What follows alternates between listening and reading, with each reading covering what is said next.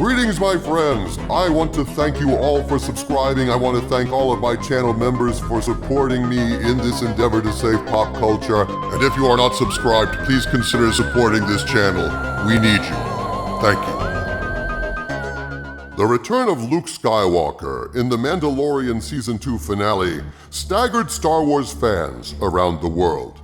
It was easily the biggest pop culture event of the past 20 years, but even so, the return of Luke Skywalker is even bigger than people thought.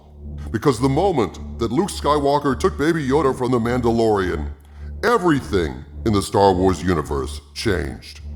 My friends, this is a massive leak from one of my best sources, who claims that the return of Luke Skywalker was not only evidence of a power balance shift inside of Lucasfilm and a loss for Kathleen Kennedy. The return of Luke Skywalker was nothing less than the first step in erasing the Disney sequel trilogy. What I'm about to tell you is information that comes from a source that has demonstrated extraordinary access in the past and provided me with a lot of excellent information in 2020. That being said, since I cannot independently verify any of what I'm about to tell you, I must ask you to please regard all of this as rumor and take it with a grain of salt. Before I get into the specifics of what is planned, and believe me, the information I have is very specific, I want to mention some new evidence that has recently surfaced regarding just how bitterly divided Lucasfilm is. According to the anonymous Disney leaker known only as WDW Pro on piratesandprincesses.net, Pablo Hidalgo and others in the Lucasfilm story group are angry about the return of Luke Skywalker and are mocking fans who were moved to tears at seeing their hero again for two reasons. Quote, "Sources tell me that the Lucasfilm story group that has been heavily involved in the development of the High Republic is frustrated for several reasons. First, the reveal of Luke Skywalker in the finale of The Mandalorian's second season took all the oxygen out of High Republic. Who cares about the High Republic if they're all wondering what happens with Luke Skywalker and his new Padawan Grogu, Baby Yoda's revealed name? Worse, I'm told they're furious because they weren't informed about Luke Skywalker being the season send-off surprise. The people working on High Republic had no idea that Favreau and Filoni would be driving the fanbase into hyperdrive just before they launched a new sub-property that is significantly different. This sort of explains why they struck out at the fanbase reaction publicly. To really twist the dagger, individuals at Lucasfilm are angry because not only did the Pablo Hidalgo situation blow up in their faces, but then celebrities began thanking Jon Favreau, Dave Filoni, and Mark Hamill. To them, this is a betrayal of Kathleen Kennedy, who originally put Favreau with Filoni for The Mandalorian. Nobody is thanking Kathleen Kennedy for The Mandalorian or Luke, and nobody is thanking the story group for anything. WDW Pro concludes that, quote, "Keeping Luke Skywalker a secret from almost everyone at Lucasfilm has sent a message loud and clear.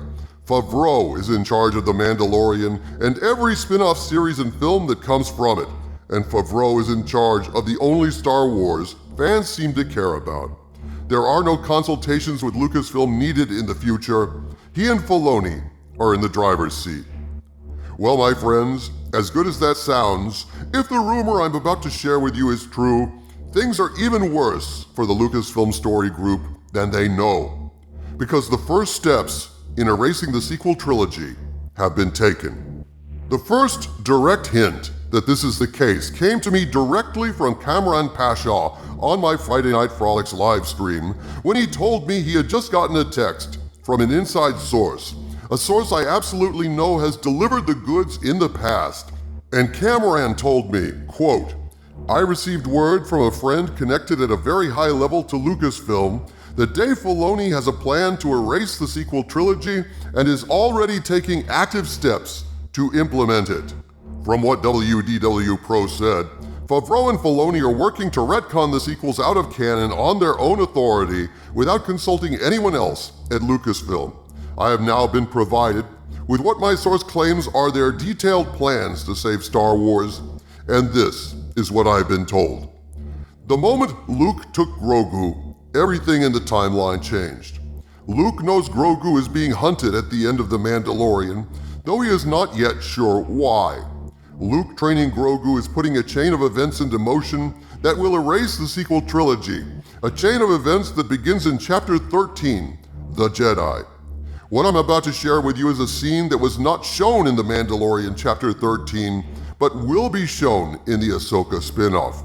I was provided with this dialogue, and although it was written down verbatim as it was told to my agents, I am told this is from a preliminary draft, and the exact dialogue may well change. After Ahsoka's initial meeting with the Mandalorian and Baby Yoda, she is watching him walk away when she hears a voice over her shoulder. "My, how you've grown." Ahsoka turns and sees Anakin's Force ghost smiling at her. They banter with each other fondly, Anakin calling her Snips, and Ahsoka deferring to him as Master Skywalker, until Anakin gazes at Baby Yoda thoughtfully. "That one is strong with the Force." Ahsoka nods. "Yes, he is. The Mandalorian wants me to train him." Anakin shakes his head. "No, that is a task for another. You have changed many things and must continue the path you are walking. You will go to the Mandalorian and tell him to take the young one to an old Jedi temple. There he will contact the Jedi Master that will train him." Ahsoka replies, "The one that destroyed the Empire." Anakin nods. She says, "Your son?" And Anakin replies, "Yes. He has a great deal to learn." This is a conversation that happened off camera in The Mandalorian Chapter 13, but will be featured as the opening scene to an upcoming Star Wars series, most likely Ahsoka. Note how the ground is laid in Anakin's speech. He tells Ahsoka, quote, "You have changed many things and must continue the path you are walking," end quote. In other words, Ahsoka up to this point has already changed the Star Wars timeline, and her entire purpose moving forward is to continue changing the timeline away from the sequel trilogy. The Ahsoka show will revolve around finding Emperor Palpatine. Ahsoka must locate Palpatine in his stronghold before attempting to stop him in the Veil, because if she could sever his link to the Veil ahead of time, she would stand a much better chance of stopping him. While the details of this rumor are interesting, the real story here is Disney is proceeding with the plan to use the Veil of the Force to retcon the sequel trilogy out of existence.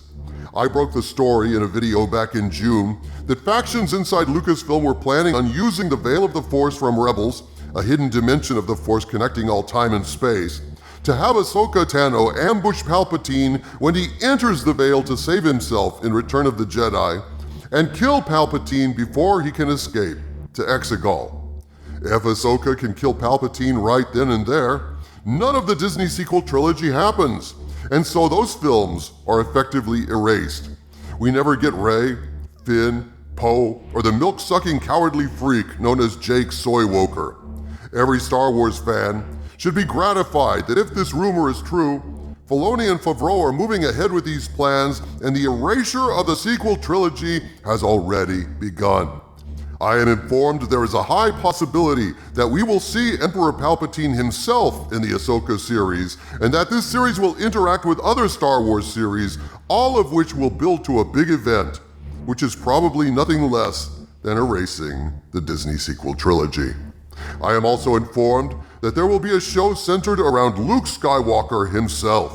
In this series, Luke will be starting a new Jedi Order assisted by Anakin Skywalker, who will demonstrate a new approach to the Force, a way to balance the light side and the dark side.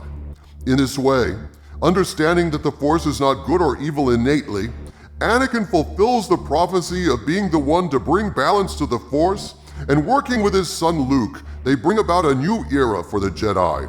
And this show will also contribute to erasing the sequel trilogy. For in this series, Ben Solo will not fall to the dark side of the Force, and Kylo Ren will thereby be erased from the Star Wars universe, and presumably, this also gets rid of the idiotic death of Han Solo from canon. Reportedly, this series will last more than one season, though I have no information if Luke will still be a deep fake or if they will recast the role of Luke. I hope it's the former and not the latter. And finally, as far as The Mandalorian goes, the next season will be all about taking back Mandalore and the struggle to rule. There will be tension between the Mandalorian and Bo-Katan, for the Mandalorian has won the Darksaber in combat. He is now the rightful leader of Mandalore, but Bo-Katan wants the crown for herself. The Darksaber must be won in combat, and every king needs a queen. All of these shows will be linked, all building toward one grand finale in the same way that all the Marvel movies built toward the Infinity Wars and Endgame. This is the way, people. This is from a source that has delivered the goods in a big way in the past, and I think there's a high possibility that this rumor is valid. There is a struggle going on at Lucasfilm, and the strategic return of Luke Skywalker signals the beginning of the end of the sequel trilogy. Begun, the canon wars have. From the center of the earth, this is Dictor Van Doomcock bidding you all, my friends, stay angry.